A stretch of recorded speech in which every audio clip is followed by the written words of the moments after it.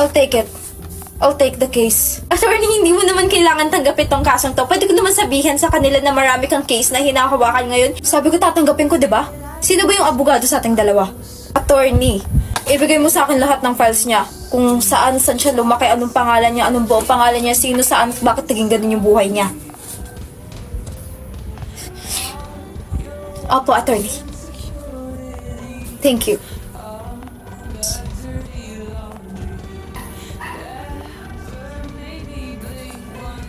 Ako nga pala yung abogado. Hindi ko kailangan ng tulong mo. Trust me.